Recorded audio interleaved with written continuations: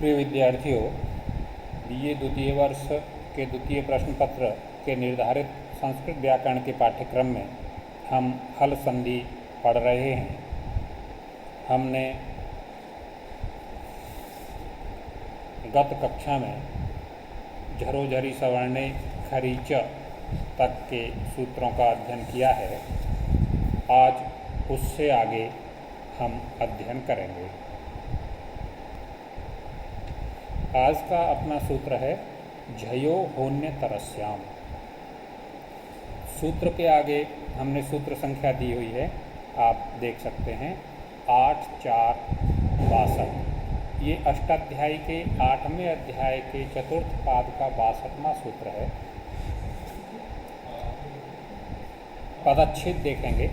झयः पंचमी विभक्ति एकवचन, ह षष्ठी विभक्ति एकवचन, अन्य तरस्याम अव्ययम। अनुवृत्ति हम पहले बता चुके हैं कि संस्कृत व्याकरण के सूत्रों में अगर सूत्र के द्वारा पूरी बात नहीं कही जाती तो आचार्य ने ऐसी व्यवस्था की है, सूत्रों का ऐसे क्रम रखा है कि जो बात एक बार कह दी गई वो दोबारा नहीं कहनी पड़ती है। इसलिए पहले कही हुई बात की हम अनुवृत्ति लेके आते हैं।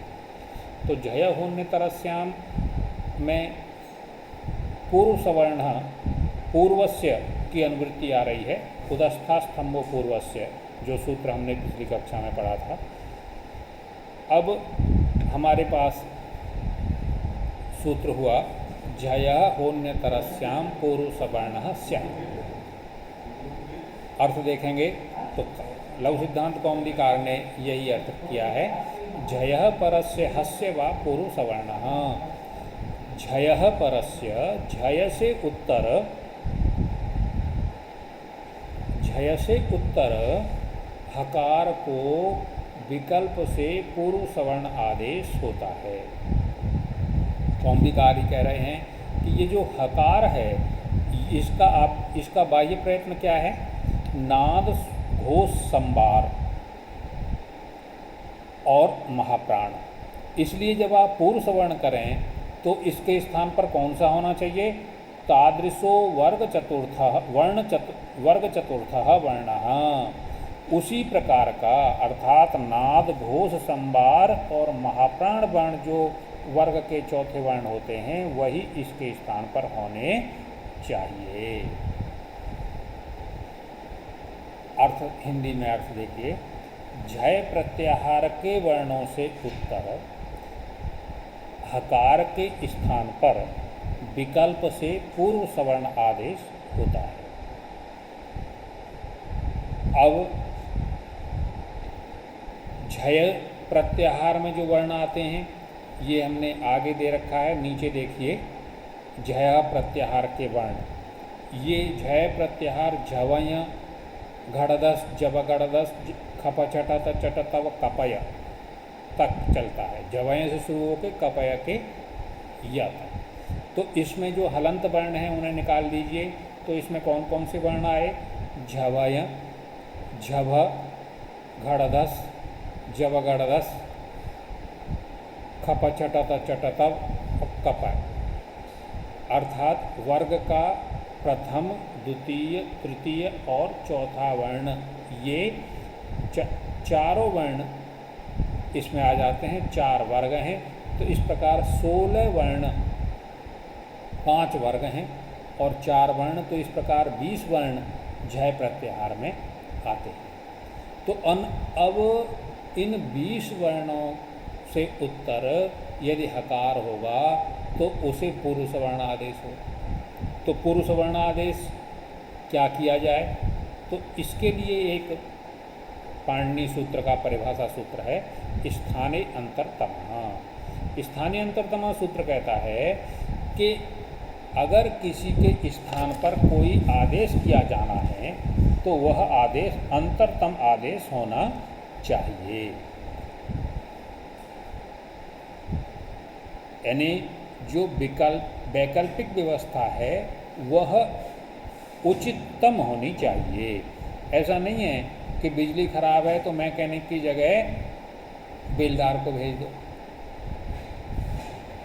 ये तो है कि सीनियर मैकेनिक नहीं हो तो जूनियर मैकेनिक को भेज दो, लेकिन मैकेनिक की जगह बेलदार नहीं चलेगा।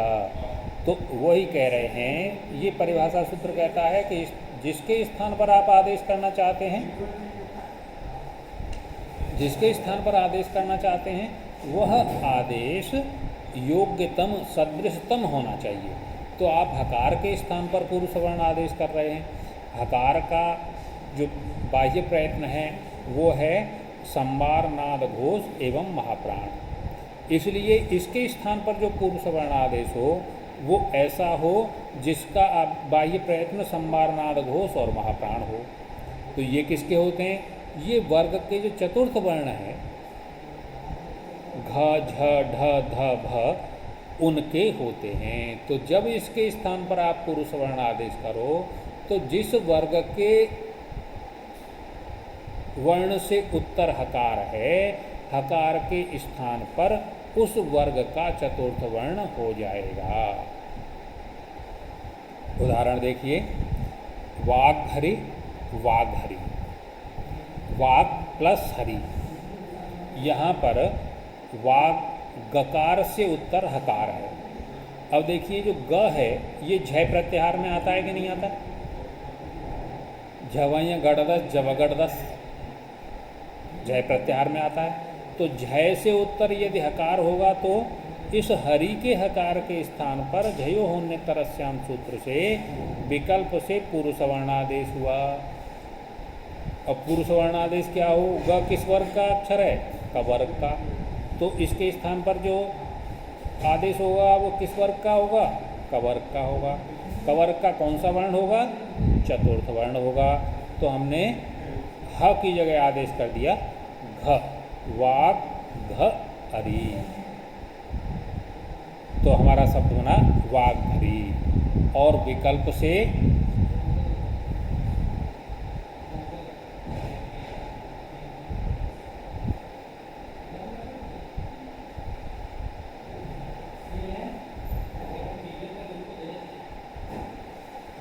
से जब पूर्व सवर्ण आदेश नहीं होगा तब हमारा शब्द रहेगा वाग्हरि। ये एक बार दोबारा देख लीजिए, वाग प्लस हरि।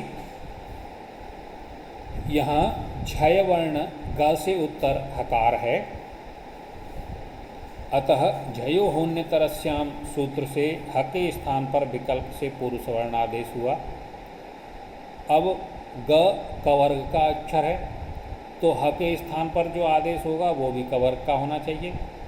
कौन सा होना चाहिए? कवर्ग का चतुर्थ वर्ण। जब कवर्ग का चतुर्थ वर्ण है घ, तो हमने ह के स्थान पर घ आदेश कर दिया और हमारा शब्द बना वाग्हरि। जब विकल्प पक्ष में पूर्व सवर्ण आदेश नहीं हुआ तो वाग्हरि रूप ज्यों का त्यों रहेगा, उसमें कोई परिवर्तन नहीं होगा। ये सूत्र नया है, इसे आप एक बार अभ्यास करें। और जो हमने पुराने अभ्यास किए हैं या पुराने अभ्यास पढ़े हैं उनका निरंतर अभ्यास करें, क्योंकि ये बिना अभ्यास के आने वाली विद्या नहीं है। आपको मैंने एक कार्य भी दिया है, उत्थानम की जैसे रूप सिद्धि होती है ठीक इसी तरह उत्तम मनम की रूप सिद्धि होती है, वो आप करके रखें। जब अपन मिलेंगे तब उसे एक बार चेक करेंगे।